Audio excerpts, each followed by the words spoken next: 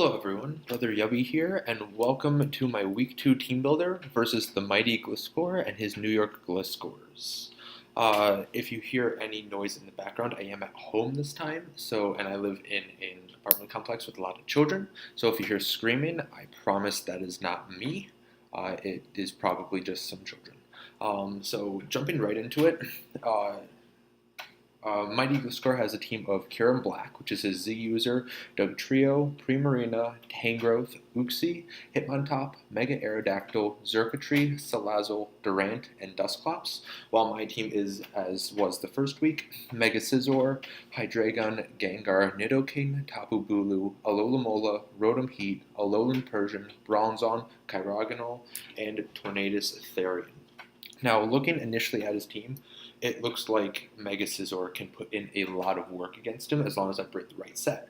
Now, instead of going very offensive, I decided to pull back a bit and really focus on my defensive capabilities in this match, because he has a lot of big threats in Kieran Black. Primarina, Choice Specs Primarina can do a lot to my team if I don't plan for it accordingly, as well as Xurkitree. Tailglow Xurkitree, or just Scarf Xurkitree, is very scary. And Mega Aerodactyl is something that really shouldn't be underestimated, and then he has a really good wall with Tangrowth. Uxie can wall a lot, so can Assault Vest or Defensive Hitmontop. So I do like his team a bit, and he has a really good trapper, the only real good trapper in Dugtrio.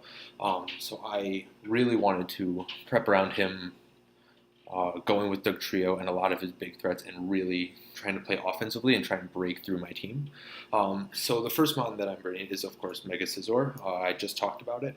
And I'm bringing a more bulky one with 248 HP, 8 attack, 60 defense, and 192 special defense with a careful nature. This EV spread allows me to guarantee live a Choice Scarf Xurkitree's Hidden Power Fire, as well as I believe I live a +3 Thunderbolt from a Xurkitree. So I'm kind of covering both bases here, whether he's Scarf or Tailglow, and as long as he's low enough, a Bullet Punch will be able to take it out, or I can possibly set up towards the late game and set up a Swords Dance and just Bullet Punch or Bug Bite my way through the rest of his team. My moveset is, of course, Bullet Punch, Bug Bite, Swords Dance, and Roost. Roost is just to kind of get back that HP, make sure I'm either at full health or as close to it as I can be when I'm taking on, say, the Xurkitree or anything like that. The defense investment allows me to take a Wind Attack plus a Fire Fang from a Jolly Mega Aerodactyl. If he's Adamant, which I assume he would be Adamant unless he's planning on prepping against possibly a Scarf Bulu, he will be able to 2-hit KO me with that, but at the same time, Mega Aerodactyl is usually scared out by a Bullet Punch from a Mega Scizor, so I can take that opportunity to possibly Roost, or even if I want to, set up a Swords Dance in the end. And this bulky spread makes it so this is a win con, in the sense that I can set up and Swords Dance, but it also can switch in a lot and take a lot of hits and just roost off the damage. So it's a win con that I can send in a lot more than I would be if he was more offensive. The next mon that I'm bringing is Big Bird, the Tornadus. It's an Assault Vest with U-Turn, Knockoff, Sludge Wave, and Hurricane with 248 HP, 84 special attack, 128 special defense, and 48 speed with a timid nature. That speed investment makes sure that I guarantee outspeed a non-Scarf Kieran Black. Everything else is pretty much in order to take the hits as best as I can from the Primarina. This is my primary Primarina switch in. It's also there to take on possibly the Salazzle if he decides to bring it, or an offensive Uxie. This set guarantees that I have a chance of living 2 Hydro Pumps from a Specs Timid Primarina, and I guarantee live 2 Specs Scalds and Moonblasts from a Modest Primarina. And the U-Turn is just for general U-Turn Volt Switch capabilities and switching out. Knockoff is because if I can knock off the Primarina's Choice Specs on that before that second hit, I can definitely live it, and then I can U-turn out, get the Regenerator going, or my next move, Sludge Wave, is in case the Primarina is in range in which I can KO it. I can just go for it, and Hurricane is just basically a move that I can spam on this if I need to. I hate running Hurricane because I hate the accuracy, but it was just a move slot that I needed to fill, and I decided to go with the strongest offensive move in case I get backed into a corner to where I just need to get a bunch of damage off to really start getting momentum back. The next mon that I'm bringing is Toasty, my Rotom Heat. It's my second Assault Vest user this week with Overheat, Volt Switch, Thunderbolt, and Foul Play. It's 248 HP, 56 Special Attack, 72 SpDef, and 132 Speed with a Modest Nature. The speed guarantees that I can outspeed any form of a Primarina outside of a Scarf.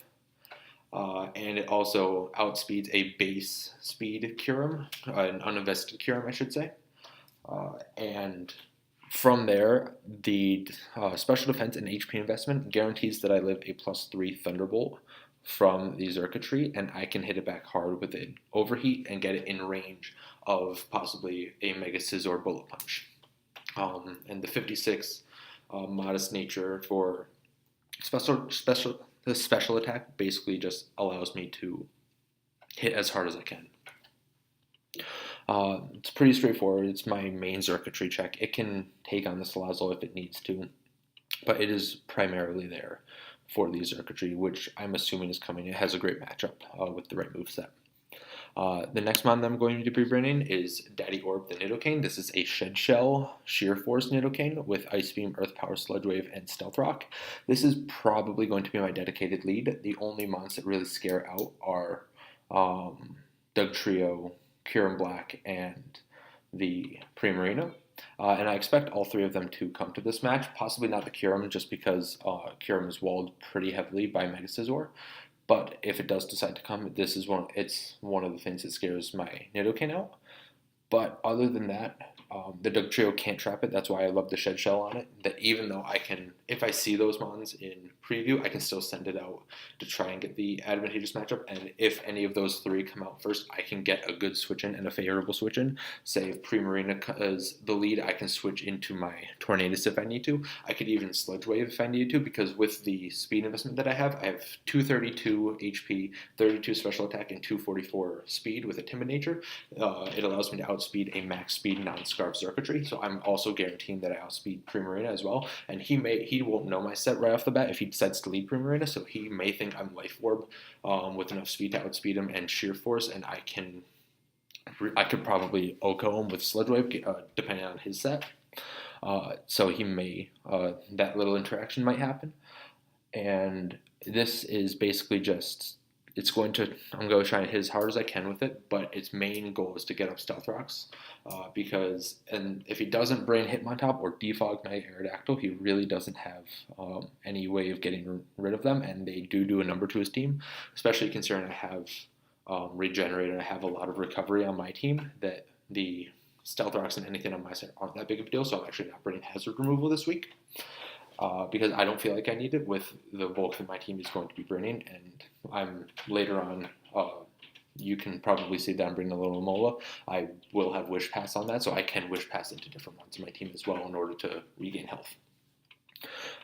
So that's what Nidoking is specifically here to do. It's also here that in case he is a Scarf Circuitry, he cannot spam Electric type attack, so I need to make sure to keep him alive if I think he is Scarf Circuitry. If he's not Scarf Circuitry, I also need to keep Nidoking alive, because that means that he outspeeds it and can OHKO it with an Earth Power.